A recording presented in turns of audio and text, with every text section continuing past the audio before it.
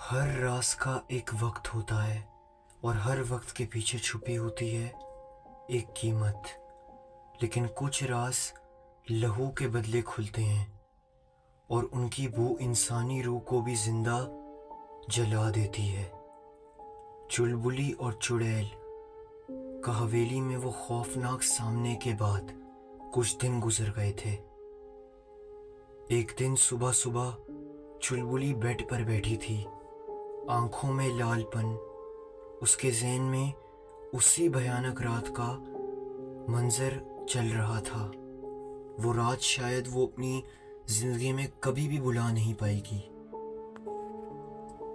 لیکن اس کے ذہن میں پھر ایک ایسی بات آئی جو پورا معاملہ الگ کرنے والی تھی۔ وہ مرغا جس نے نیلا کپڑا اوڑھا تھا اور اس کی آنکھیں جیسے وہ کچھ کہہ رہی تھیں۔ جب میں نے فَإِنَّ مَال اسری اسرا پڑھی تھی تو چڑیل میری طرف آنے کے بجائے اس مرغے کی طرف بھاگ گئی اسے مارنے، لیکن میں باہر جب نکلی تو وہی چڑیل مجھے دیکھنے واپس آئی تو اس کے ہاتھ میں ایک بچے کی لاش تھی، نہ کہ مرغے کی۔ یہ معاملہ کیا ہے؟ چلبلی بہت گہرا اس بارے میں سوچنے لگی، اور پھر اسے کچھ یاد آیا۔ وہ کسائی، وہ عجیب سا کسائی، اس کے پاس بھی ایک مرغا تھا جس نے انسانی گھڑی پہنی تھی۔ یا اللہ، یہ تو کچھ اور ہی ماجرا لگ رہا ہے۔ چلبلی کی آنکھوں میں پریشانی سے زیادہ اب شک تھا۔ دوسری طرف گاؤں میں بچوں کے غائب ہونے کا سلسلہ جاری تھا۔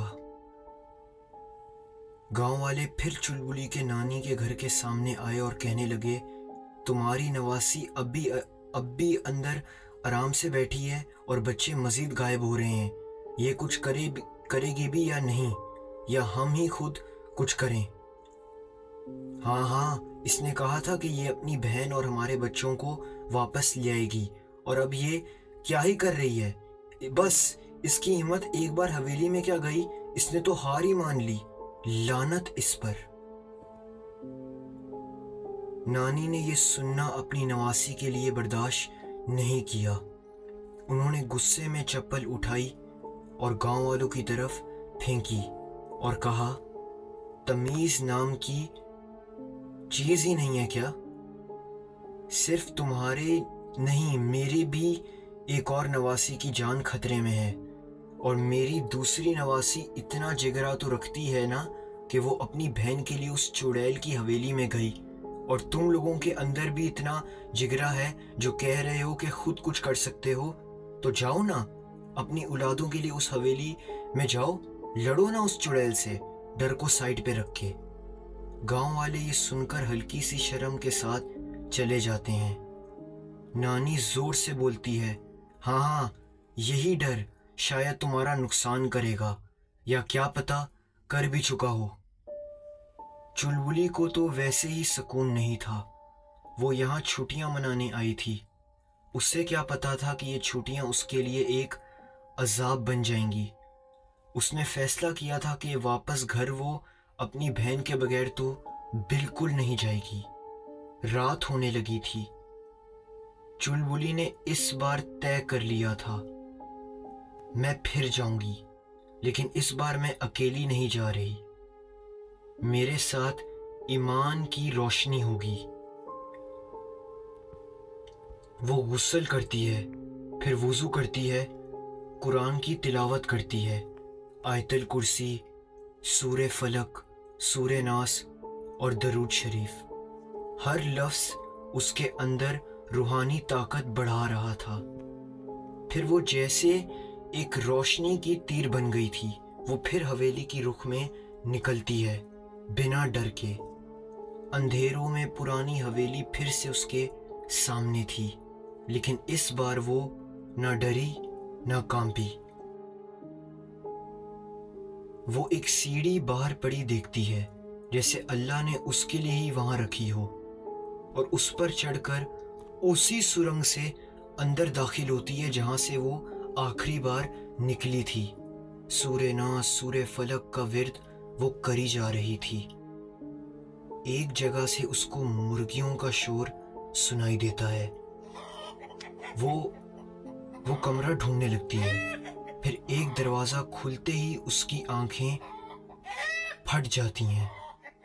اس کمرے کے اندر جا کے وہ ایک مرغیوں کا جھنڈ دیکھتی ہے اور حیران رہ جاتی ہے۔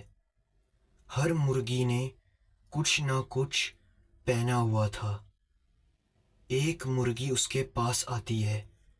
اس کے گلے میں ایک کلپ تھا، اور جب چلبلی وہ کلپ غور سے دیکھتی ہے تو اس کے اندر کا سب کچھ ٹوٹ جاتا ہے۔ اس مرغی کے بھی آنکھوں میں آنسو تھے اور وہ مرغی رو رہی تھی۔ چلبلی کی بھی آنکھوں سے آنسو ٹپک گئے۔ دراصل وہ مرغی اور کوئی نہیں بلکہ سیمی ہی تھی، اور باقی کی جو مرغیاں تھیں وہ گاؤں سے غائب ہونے والے بچے تھے۔ تبھی پیچھے سے آواز آئی، میں نے تمہارا کام کر دیا ہے، اب بچے تمہارے ہیں۔ گاؤں میں کسی کو شک نہیں ہو رہا کہ میں تمہیں انہیں لا کر دے رہا ہوں۔ لیکن میری بات سنو، تم سب کو کھا نہیں سکتی، مجھے انہیں مرغی بنا کر بھی بیچنا ہے، ورنہ میرا کاروبار ڈوب جائے گا۔ بھول گئی کیا ہمارے بیچ یہی سودا ہوا تھا؟ جس کمرے سے یہ آوازیں آ رہی تھیں، چلبلی وہاں جاتی ہے اور دیکھتی ہے کہ جو یہ باتیں اس چڑیل سے کر رہا تھا وہ اور کوئی نہیں بلکہ گاؤں کا وہی عجیب کسائی ہے۔ چلبلی جھٹکا ضرور کھاتی ہے، لیکن خوش بھی تھی کیونکہ اس کا شک درست نکلا تھا۔ اس کا ہاتھ کانپ رہا ہوتا ہے، لیکن وہ موبائل سے ریکارڈنگ سٹارٹ کرتی ہے۔ وہ ریکارڈنگ ایسے کر رہی تھی جیسے یہ اس کا آخری موقع ہو۔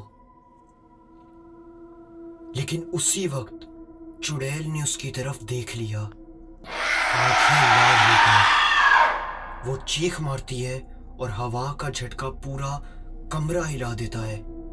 چلبلی وہاں سے بھاگتی ہے، کسائی بھی اس کے پیچھے بھاگتا ہے چیختے ہوئے، رک جا، یہ میرا راز ہے، تجھے زندہ نہیں جانے دوں گا۔ چلبلی ایک چھوٹی سی دلدل والی سرنگ میں گھس جاتی ہے۔ ہاتھ میں ریکارڈنگ چل رہی ہے، وہ ریکارڈنگ سیو کرتی ہے۔ یہ سب کو پتہ چلنا چاہیے، مرغیاں نہیں، یہ انسان ہیں، یہی بچے ہیں۔ اس دلدل والی سرنگ سے نکلتے وقت چلبلی گھٹنوں کے بل نیچے گرتی ہے اور اس کا ایک گھٹنا زخمی ہوتا ہے، لیکن وہ بھاگنا بند نہیں کرتی۔ کسائی اس کے پیچھے تھا اور اب جنگل میں زخمی چلبلی اور اس کے پیچھے خطرناک کسائی تھا۔